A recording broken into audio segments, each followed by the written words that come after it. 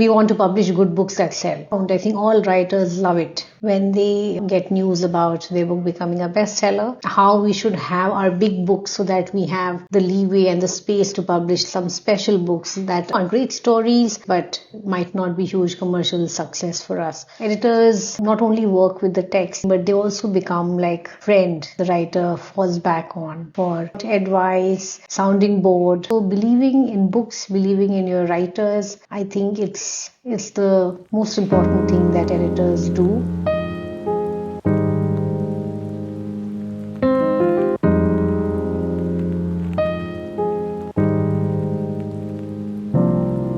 If literature is a society's subconscious, what recurring dream do you think Indian literature is dreaming today? Oh, wow. It's a very interesting question to begin with, and thank you so much for having me on your podcast. Well, definitely, literature is part of the society's thinking. It reflects what people are concerned about, the ideas, the events, the emotions. They all come through in the books, in stories and novels.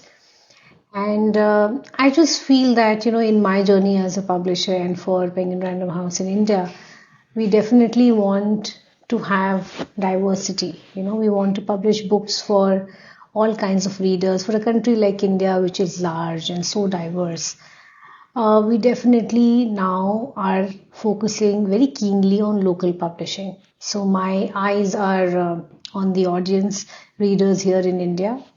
And when I joined publishing years ago, and particularly when I joined the group almost 18 years ago, I always felt that we should bring out local voices, hidden gems, like books already translated in English. Some of them are already translated, but there are books written in other languages from various parts of the country which are yet to be discovered by a larger audience in India.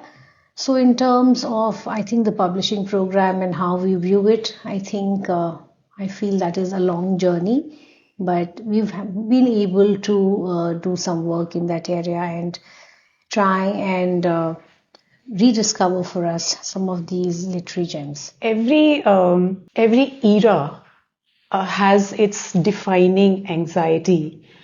Victorian era worried about morality, and post-war world worried about meaninglessness. Yeah. What unease do you think lies beneath the contemporary Indian writing?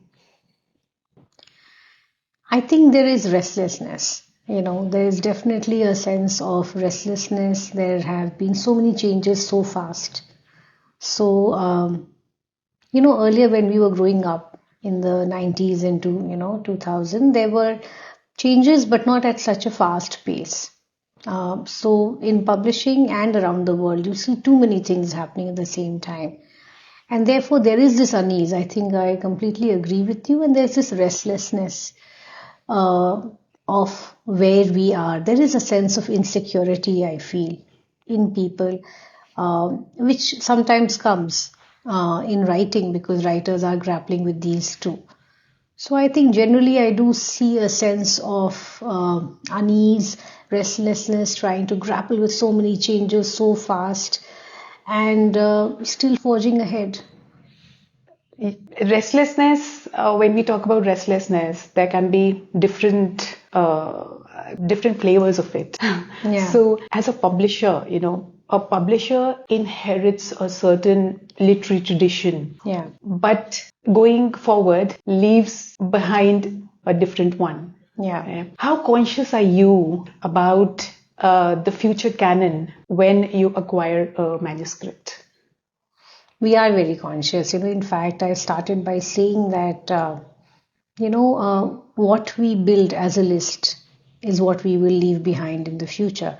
So what I'm acquiring right now with every book that we try to publish, we are doing it in a very thoughtful way. And my editors also, they are looking for gaps in various areas. So books that have not been published yet, or gaps in history, stories not told with non-fiction. But with fiction, again, like I said, translation is a key focus for us. And what we have built already, I think, over the past 15 years is special. And we do these things very thoughtfully. So the front list and the 13 imprints under which we publish currently, they are very important to us, and we discuss, we debate, we argue over every acquisition, and we want to build things brick by brick, and like you said, over a period it becomes a canon of work or legacy that one might want to leave. But we see at all the gaps, we see what readers want to read. What has, I think, intrinsically changed in publishing since probably I joined it 20 years ago is that publishers no longer only tell people to read a book, or they say, oh, this is a great new writer, this is a new voice. It's also a lot about listening. It's also about what readers want to read. What are they concerned about? Whether it's, the unease, the restlessness, too many changes, violence in the world, uncertainty, grasping at the future with so much happening in the field of technology, and maybe not job security at every level. So people are grappling with these things, and I think those concerns are coming out in books too.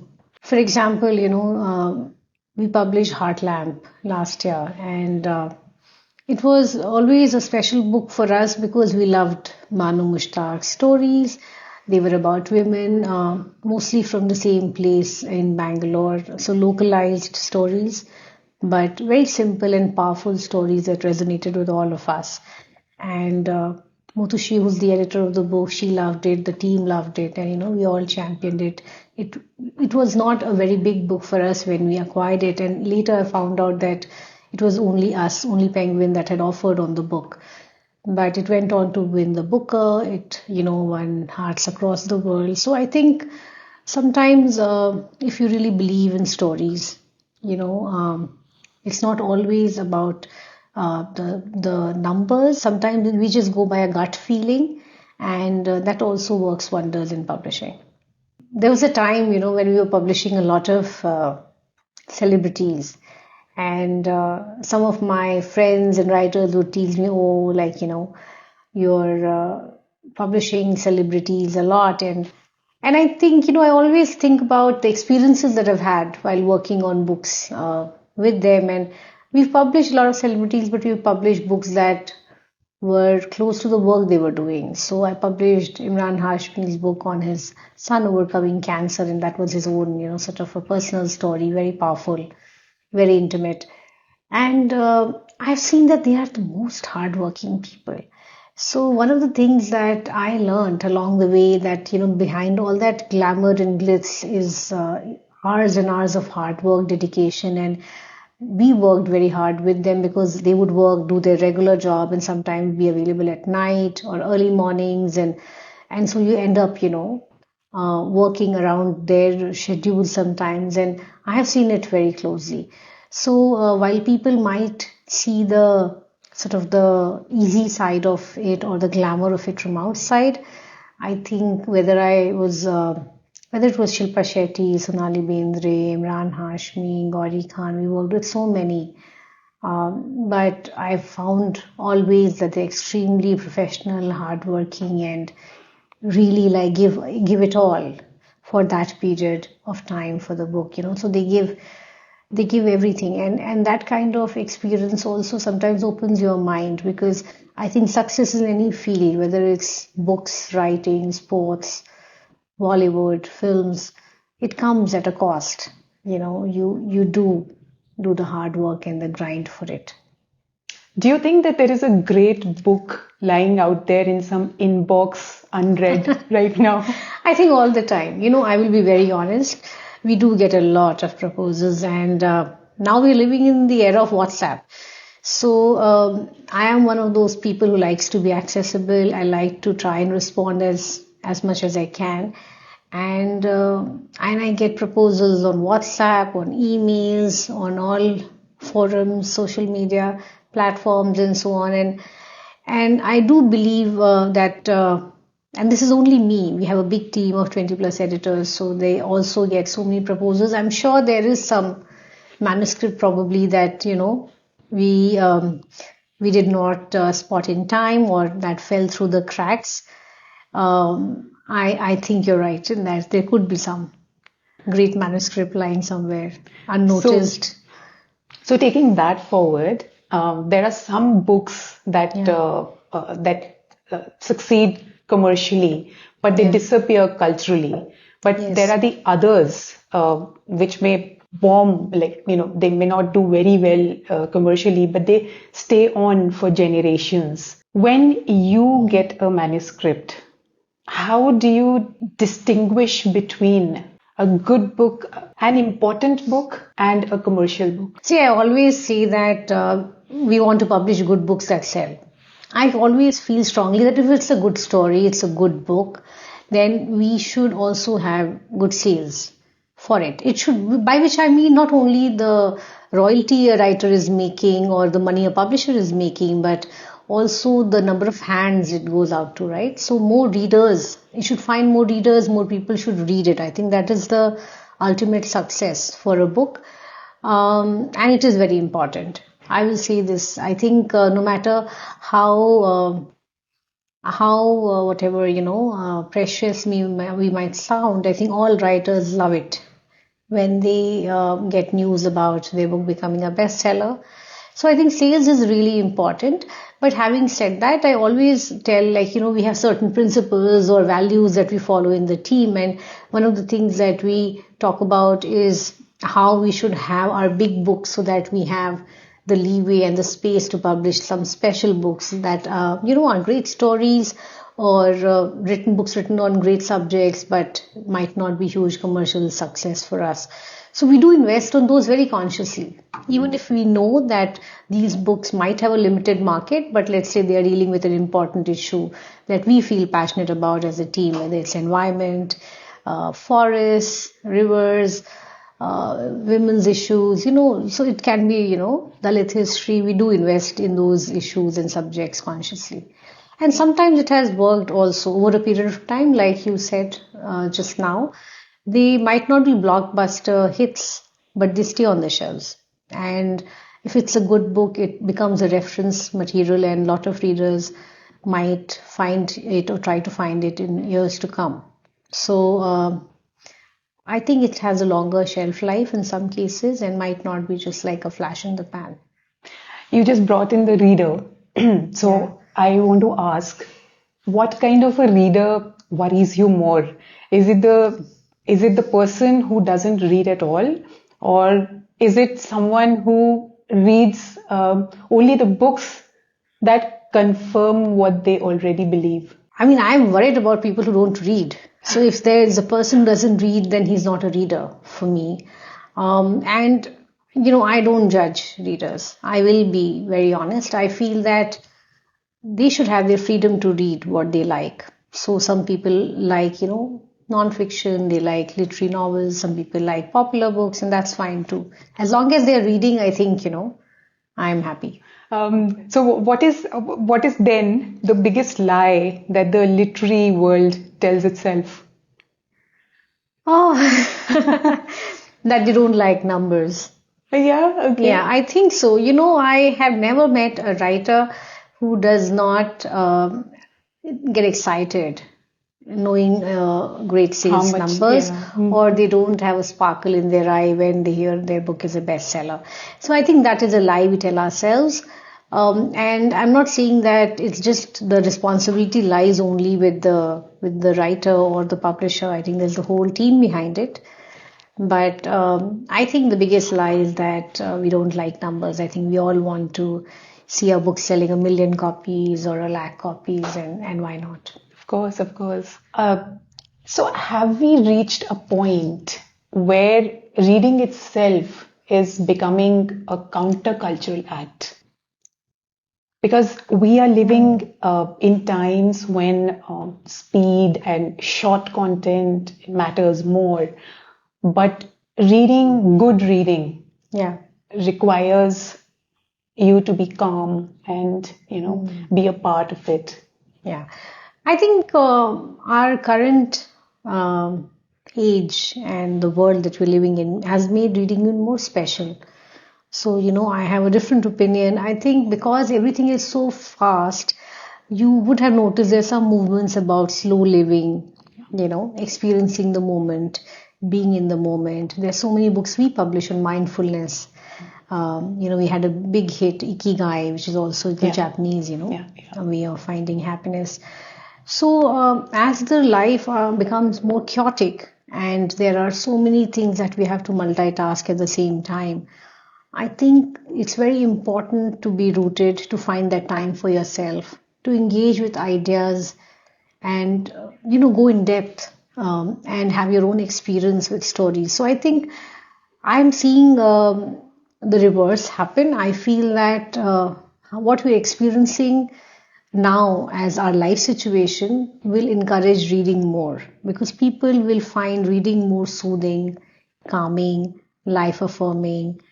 Uh, a couple of hours where they are not disturbed by too many things or too many ideas through short videos or reels because there's so much so fast Yeah. and the human brain needs to process things and understand it. The other bit is also about authenticity of information because on social media, there is not everything which is perfectly researched or always true, right? Because everyone nowadays is making content. So, if you want credible information, you want in depth information that you can rely on, then people rely and go to books still. Yeah, so books require us to dwell, and that's Yeah, and what it's a we are different looking kind of for. pleasure. I was just, while coming to office today, I was talking to Devdutt Patnaik and we're publishing his a seminal work this year. It's called Itihas and it is the history of mythology. And I think it's such a landmark work. It's taken us years to put this together. He's given his heart and soul, and I've never seen him put so much hard work into one book. We have published him in the past as well, but this is his magnum opus.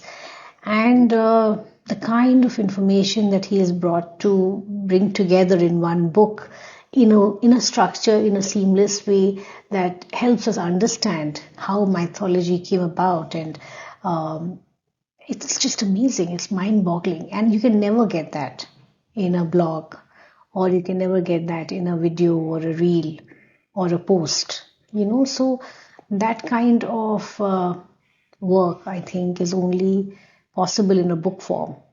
And that's what we try to encourage our writers to do. So I always tell them that, you don't have to, I don't want shortcuts.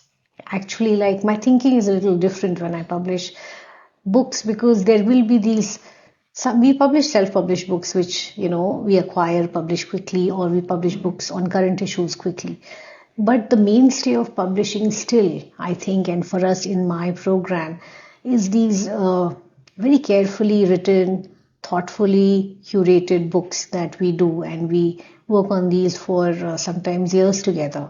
And these are very special. They stay on the shelves. They make a difference to how people think, and they help them understand the subject, in a different way. So I think that is something that we also think deeply about. Editors not only work with the text, they don't only do editing, but they also become like a friend. They also become like something that the writer falls back on for any kind of emotional support, advice, sounding board, and that's also tough. So it's not a 9 to 5 job, and I've always said this that it's a lifestyle we choose. I think editors do give in a lot, and sometimes even before the manuscript comes to us, we come up with the idea. When you're commissioning a book, you go to a writer and you ask them to write a book on a subject. So you are involved with the whole process right from ideation to the writer actually writing the book. And funnily enough, sometimes writers also borrow from people in the real world and people in their lives, and you will find sometimes editors as characters in their books, names that they have borrowed, and that's the fun part of it. But there are manuscripts where you get involved very early and you're part of this whole writing process before you come to the editing process, where you sort of have a very deep involvement, and it becomes a part of, it becomes in some ways every book is a part of you that you experience, because we experience this whole journey of giving birth to a book through the writer's work. And yeah, it's special. In some books where there's early involvement, there will be, I think, more part of the editor and more role of an editor in the final version that comes out. Think deeply about. Yeah, you're talking about shortcuts, and you don't like shortcuts. Um, what Indian experiences remain unwritten? It's not because the people who are writing, the Yeah. authors, they lack the courage, but because our culture lacks the imagination, lacks the language to imagine them. I think, there are different kinds of books. Like I said, I have 13 imprints, and each imprint publishes different kinds of books. So we have quick books that we do, but there are also books that need to be researched well. You need to marinate with the ideas and stay with them. And then when you write, it's a culmination of a lot of work that the author has done, sometimes over a lifetime, right? So those can never be shortcuts. Those books will require that kind of time, and we have to respect, the hard work of the author in that. But having said that, there are different subjects that require different treatment, and by shortcuts, I meant if for that form, if for that kind of book, it requires certain time and effort and work, then you should put it in. But there are books that we've published very very quickly, because there's a recent book on Operation Sindoor that we published in record time, because it is current affairs and people wanted to read it at that point in time. So then we move very quickly, and that is also fine. It puts pressure on the team. We all work very fast and we crunch our timelines, but sometimes it's required, and I think we should do it too. The value of literature um, was never in producing text. It was in bearing witness to consciousness. If that's true, then can a machine ever write literature?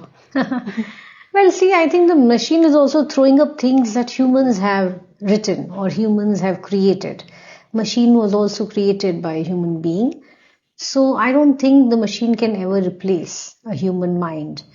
What machines can do is it can search for information, it can put together sources, it can combine things that are available in the public domain and then produce something, but or reproduce something, but it's not original, right? Like it's taking content from what is already available.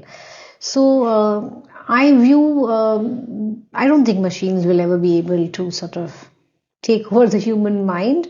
At least so far, that is my belief. So but let me say this in a different way, that literature is a record of human interiority. So if a machine can imitate interiority, does literature change fundamentally? Well, you use the word imitation, right? Imitating. So it's already copying something that humans have, which is emotions. So I think it'll just be imitating, right? It will be replicating human emotions. But is it offering something new and fresh and original? I'm not sure. I mean, we are dealing with a lot right now. Like I said, we are publishing books around AI. We recently published a book by Nitin Seth called Human Edge in the AI Age, which deals with, a lot of uncertainties that we were talking about earlier, and, what is going to happen in the future with the economy, with, jobs and so on. And that's a big bestseller for us. But there are also other books that we're publishing around AI, and one book which is going for printing soon is a different kind of take. It's more philosophical take, and it's being written by an author called Akash Singh Rathore. And it has a very provocative title. It's called "Will AI Murder Us All?" So it talks Nice. about who will survive longer, the human being or AI, and what is it doing to the human race. But I think in terms of technology, we view it as a positive thing. So if AI helps me take care of mundane tasks, we are sitting here in our Penguin offices, and if it can help me take minutes and notes for meetings, or if AI can simplify processes and do mundane tasks, then I think it's a good thing, and we are not using it for editing, we're not using it for cover design right now. But for mundane tasks, definitely, I think wherever we can save in time, it's a good thing to adapt to and use technology.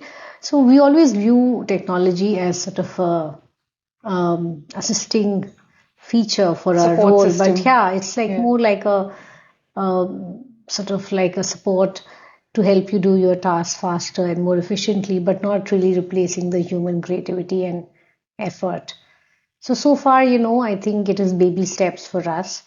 And we're not publishing books written by AI. We're not using AI for editing or cover How would you design. know that they're published by, that they are written by AI? It's You very know, difficult. It's I know. impossible. Yeah. It is becoming difficult, but I think, for like I was naming some authors now, for pre-published authors we have already worked with, we can test. So, the interior life of a writer, we speak about a lot. And writing is a lonely exercise, and most writers, have their own discipline. Some write in the morning, evening, but they are on their own. They are struggling, fumbling, sometimes finding the right set of words to express their emotions and story or an idea that they're writing about. But we don't often talk about the lives of editors, and that is what we deal with every day, because that's also a lonely life. And often I've seen in my career that if you take it as a job, you'll burn out very fast. But to survive in this profession, to do this every day, you have to motivate yourself. Like writers, editors also have to motivate themselves, and there'll be days where you're tired, you have to finish, you have to meet deadlines, but you also have to be there for your writers. I don't think there is any greater joy in giving your days and nights and working with writers. And when the final book comes out, it looks so beautiful in print on the paper.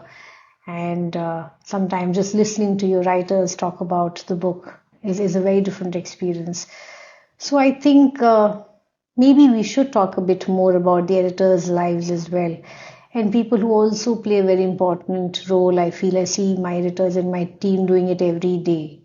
They go above and beyond a job, and they're there for their writers, and they handhold them when they are new, and they just be there for them whenever they need any kind of advice, they need to discuss anything, and just believe in them. So believing in books, believing in your writers, I think it's the most important thing that editors do, besides, of course, honing the text. You can tell because we know their writing style. So it's easier there, and we have a lot of brand authors we continue to publish. Secondly, sometimes when it is a very personal story, somebody is writing a memoir, then the AI can't write it, right? Yeah. Because they're writing about their own experiences that the AI would not know about. So there are those genres also that are sort of easier to tackle. But I agree with you. I think technology is moving very fast, and AI is also learning very fast. We do have tools for piracy and plagiarism, where we check plagiarism, and we also check whether it's written by AI. But we use it to just give us a sense of, if let's say the percentage is very high, then you sort of need to, check whether it is written by AI. Otherwise, I think these tools also need to be evolved to keep pace with the developments in the field of AI. They're evolving. They're evolving by the second. No, I know. By the It's millisecond, happening. It's happening very fast, and there have been cases globally that we've already read about, books published, and there are books that people loved also and later found out written by AI. So I think those things are happening, and that is the real world scenario. But so far, that is our policy, and that is what we are doing. So Yeah, far you so good here Yeah, in in India. this and even otherwise, as a publisher, you stand at a very strange position. So, there are stories that people, a society tells itself, and then there are stories that it remembers. What do you think, looking at India today, what do you think that the society is trying the hardest to forget? I think I would rather think about things that we try very hard to remember. I think India is a beautiful country and it's such a diverse place. So I think any kind of a singular voice or a singular idea cannot exist. It is actually a melting point of ideas, cultures, values, belief systems. So I think that is the beauty of India. That is what we always want to remember. So similarly, when I talk about diversity, when I talk about inclusivity in our program, we try and do different things. We just launched an imprint called Penguin 8, where we will publish books and voices from the Northeast because we felt that we had not done enough from the region and there's so much more to tap into. So I think there is a lot to be done. There is a lot to remember more than to forget. I think you forget things that are not important.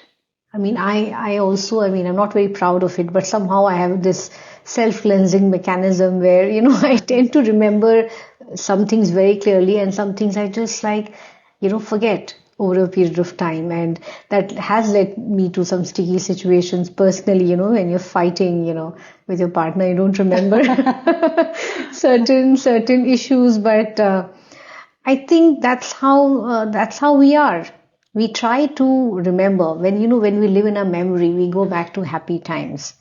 When you think of childhood, I don't think you'll first remember just like a hard day or when you had a tough day in school. You'll remember about running about. You'll remember your friends, family, food, sound, noises.